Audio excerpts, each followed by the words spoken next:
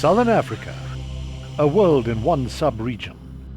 From arid Namaqualand to its coastal shores, and from endless grasslands to the beauty of the Okavango Delta, this region offers the bird lover more than 900 species.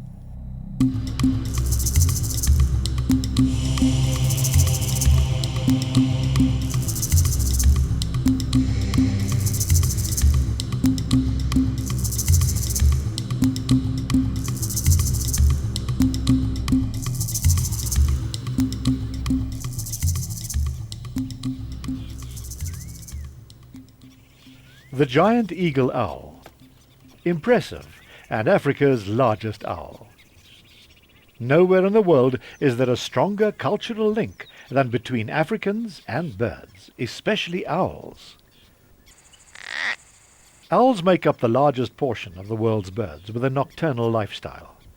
Their successful low-light existence depends on acute sight, superb hearing, and, when necessary, a slow and silent flight.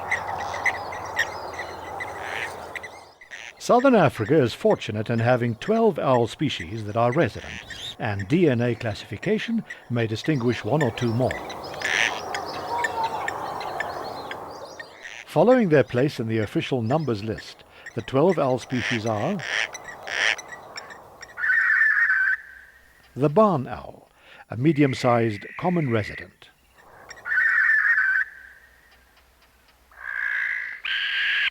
The grass owl, similar in size, but rare and vulnerable.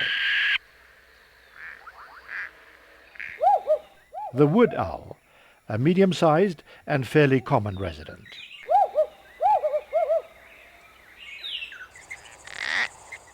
The marsh owl, medium-sized and common. The scarce owl, tiny and scarce, but common in some areas. The white-faced owl, small to medium-sized and fairly common. The pearl-spotted owl, a common resident and the small African owl.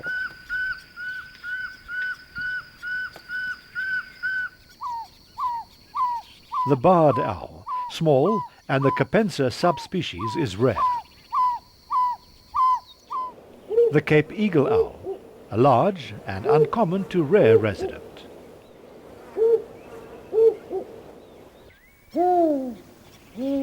The spotted eagle owl, slightly smaller but generally common. The giant eagle owl, very large, and status varies from rare to common. The Pell's fishing owl, very large, generally rare, but common in suitable habitats.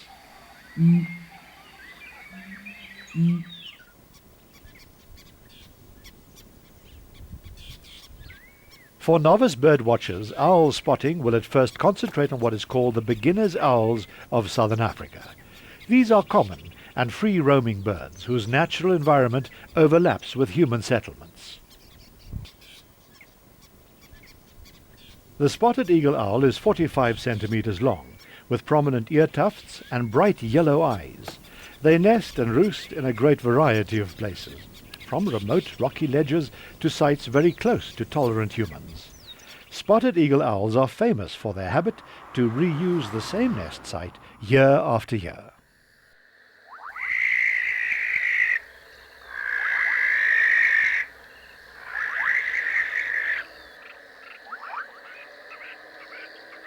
The screech owl, death's dreadful messenger, and the silent white hunter, a few names given to the barn owl.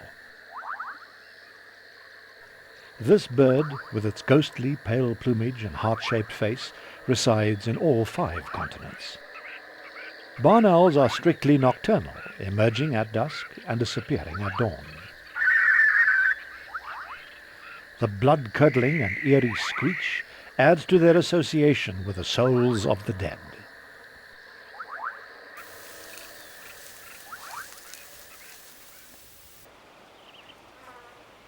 A comprehensive guide to owls and owling in southern Africa is a book by two of the region's leading owl experts.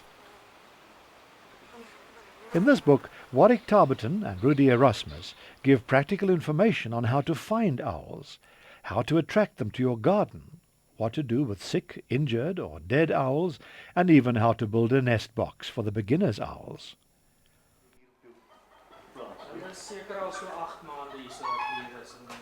Bird clubs and nature conservationists in southern Africa encourage farmers and owners of small peri-urban holdings to use owls rather than poison to control mice and rats.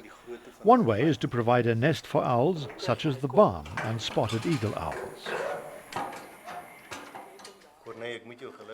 The nest box features an entrance hole of approximately 110 millimeters, a piece of wood outside the hole for the owl to perch on, and a removable roof to make cleaning easy. This may be necessary if bees invade the box. The floor dimensions of a typical barn owl box are 600 by 400 millimeters. The height of the front wall should be 400 millimeters, while the back wall should be 500 millimeters. Not far from Johannesburg, rodents stopped causing problems on the farm of Gerber since he installed a nest box in his barn a few seasons ago. An almost unbearable stench is the cue that some cleaning may be necessary. Wat het jy in hierdie boks vir ons? Daar sit ek so 5 of 6 uiltjies getel, so 2 weke terug. Jy kan sien hulle vere is besig om te koek. Ja, nee, hy maak is te nat die vel, is nie gesond. Kyk hoe nat is hulle onder. Ja. En hulle kloue is baie vuil.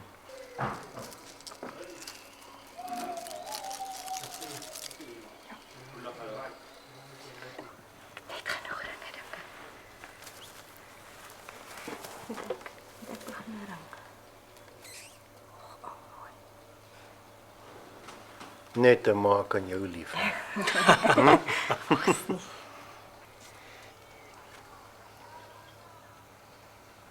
As hy so maak, is hy onder geweldige stres. Gaan hy so van kant tot kant.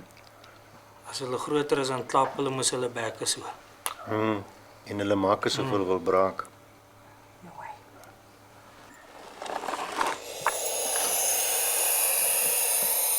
Dis ook Hierdie lyk vir my is die oudste een. Ja, hy's begin al verkleer. Kyk, hy het meer vere al gekry, maar hy's ook so. Ek dink daai een is die jongste een. Ja. Kyk hoe verskil hulle.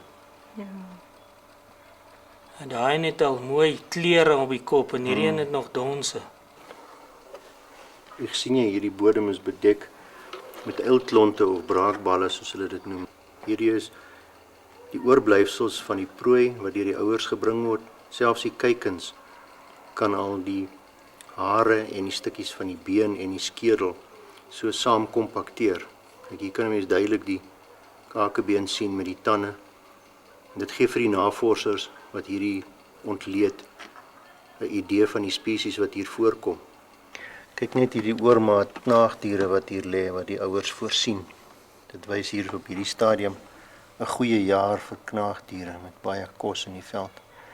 En is 'n oormaat wat die muise wat die eile nie kan eet.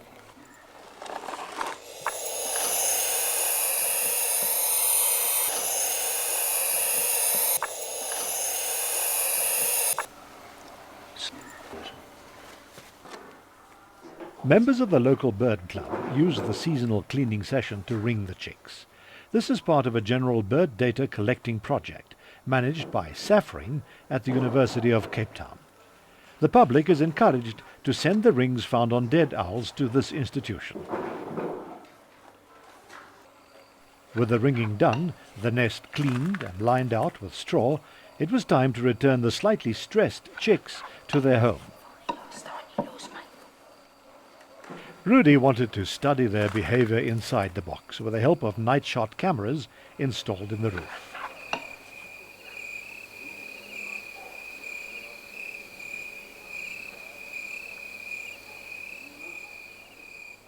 With the box back in place, he took shelter in his pickup 50 meters from the nest.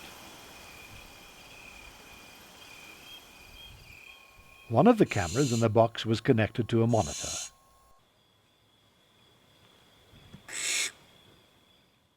Gewoonlik, as mense hulle dophou, dan voer hulle so elke 20 minute.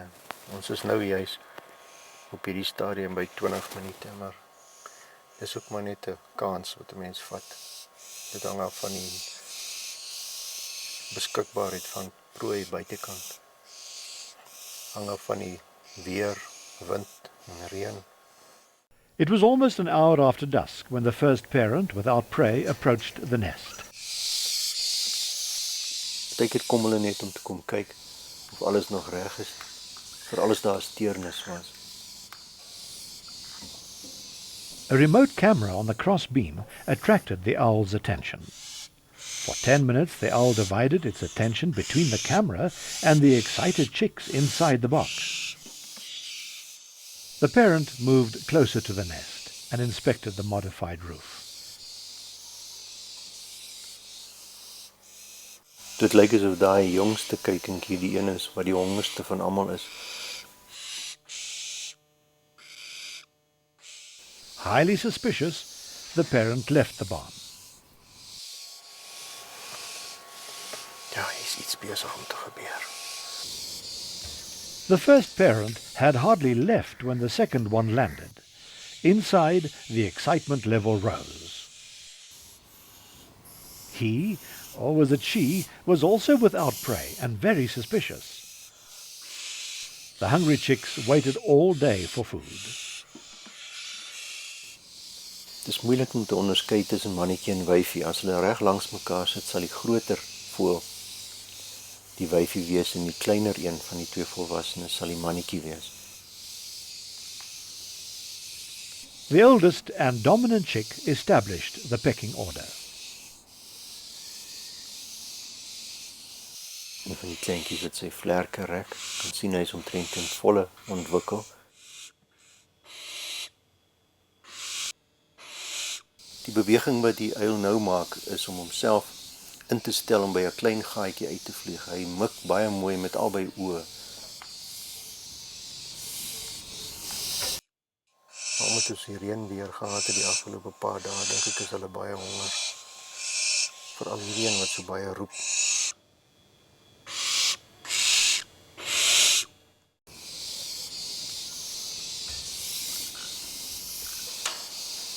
Roofvoëls en uile bring nie gewoonlik prooi reguit na die kuikens by die nes nie. Hulle kom altyd eers na 'n plek waar hulle die area kan bespied. So hulle sal altyd eers in die omgewing sit, kyk waar die ander is, die ander een van die paar, en dan sal hulle nader vlieg, nog 'n rukkie vertoef en dan direk na die kuikens toe gaan.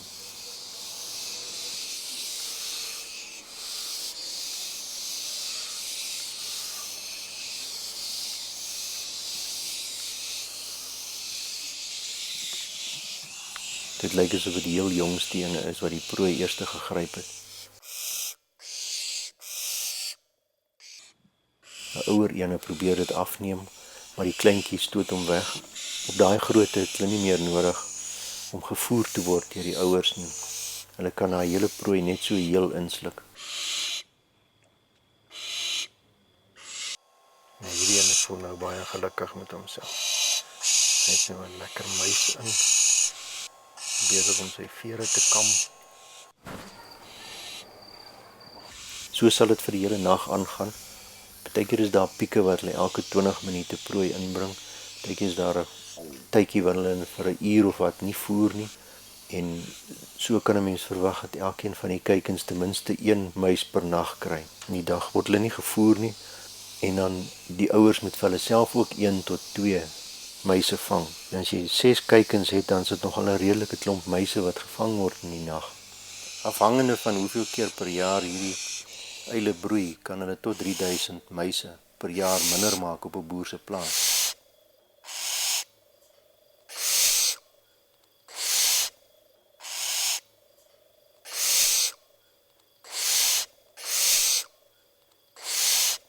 As hulle mekaar so aan die bek knaag, mekaar se vere so skoon maak, en dit maak hulle baie opgewonde, want dan roep hulle baie meer.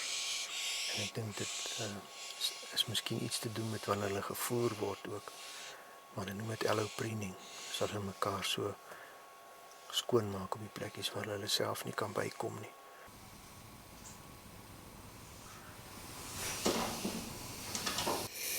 Die mannetjie en die wyfietjie is nou in die kas. Die regter uil neem ons aan as die wyfie en die mannetjie is besig om allopreening toe te pas. Is besig om haar vere te stryk hier om haar gesig, wat gewoonlik 'n voorloper is tot kopulasie. En die geluid wat hulle nou maak is gewoonlik hoorbaar tydens so 'n paring.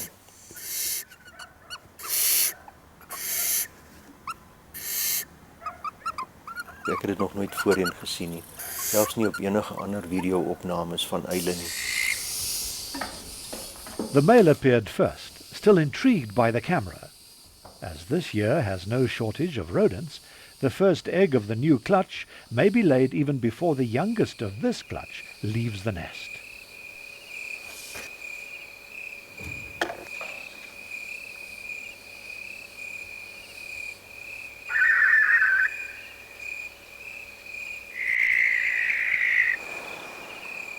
A typical winter scene on a farm in South Africa's northwest province. The marshy patches on this farm have long and dense grass, the ideal habitat for the ground-living marsh owls. On a remote part of the farm, the ruins of a sandstone cowshed resemble a rocky ledge. Fringed by blue gum trees, this should be the ideal site for spotted eagle owls to establish a nest. Rudy hopes to get good pictures of the chicks.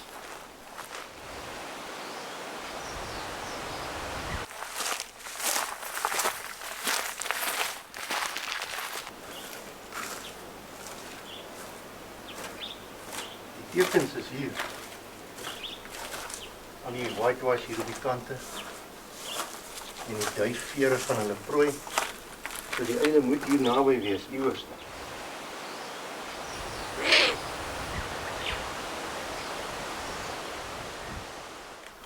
Hier is die nesplek.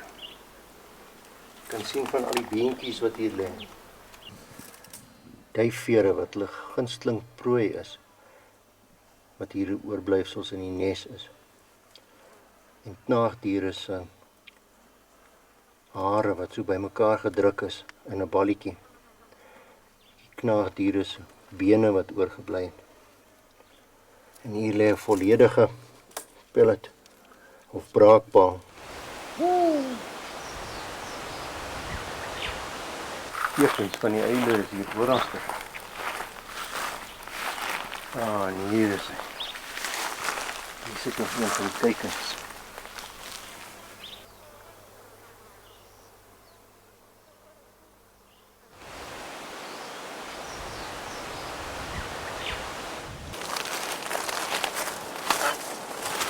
Mensgemaakte habitat, maar dit lyk soos kraans. Dit is natuurlik die plek waar hierdie gevlekte ooreile sal broei. En nog steeds die wit kolle van die mis. Ja, en hier is die twee kuikens. Dis ook, ons is nou baie naby.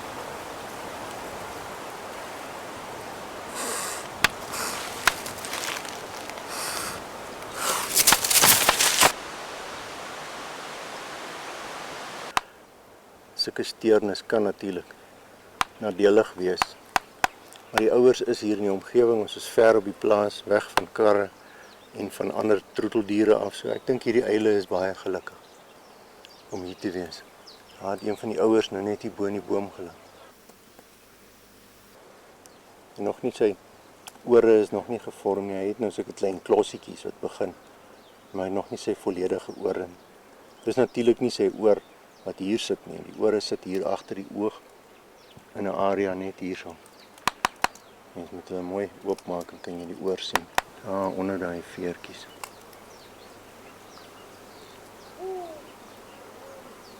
Nou is die ooropening.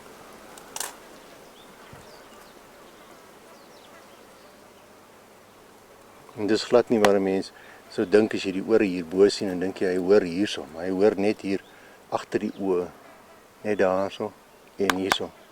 En dan sit hulle natuurlik onsymmetries op die skerel. Rudy left the chicks under the watchful eye of the roosting parent, whose post-nesting duties will end shortly. For these owls, this is paradise, far away from roads full of speeding cars with blinding lights, causing the deaths of thousands of owls lured to roadside verges by the prospect of hunting for prey.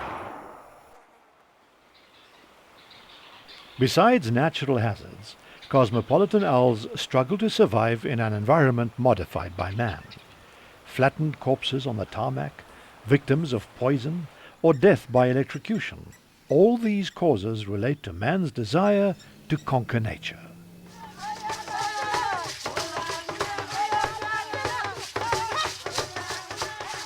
Since ancient times, Africans have been using indigenous birds to treat illnesses and to help them to deal with psychological and spiritual matters. Being creatures of the night, owls may be used to cast or counter evil spells.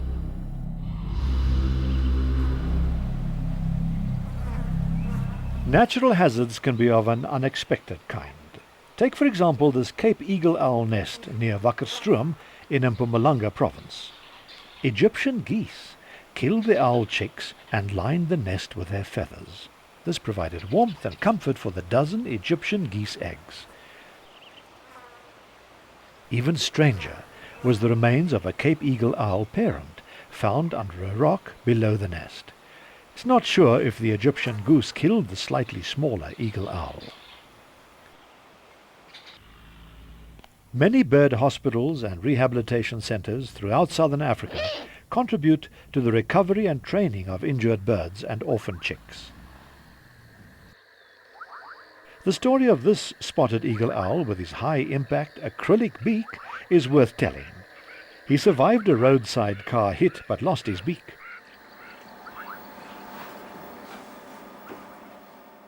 Two dentists and keen bird watchers from Potchefstroom near Johannesburg applied their dental expertise to reconstruct an artificial beak.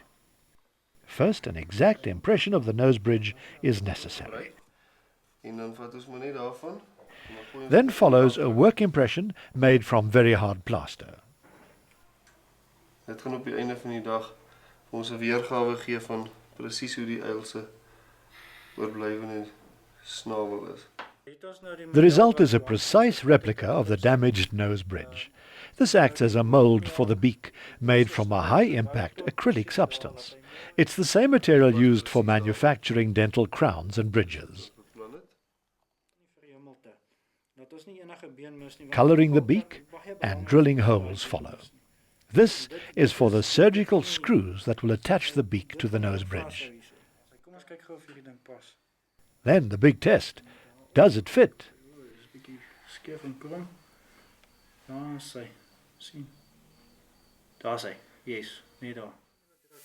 To secure the beak, receiving holes have to be drilled in the bone. The owl wasn't doped, and judging from his reaction, the procedure was painless. All that remains is to tighten the screws. Goed, nee, hy byt lekker hoor, hy's lekker styf. Voel die been Ja, baie dik. ja, ek voel hom daarso. The results are promising, although it's too early to predict long-term success. The lessons learnt and experience gained can, however, be applied to less common and more endangered species suffering the same fate.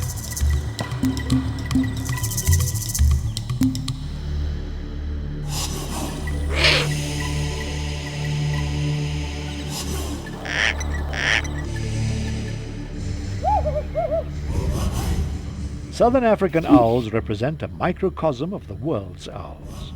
This region, with its diverse habitats, harbours some of the globe's largest and smallest owls.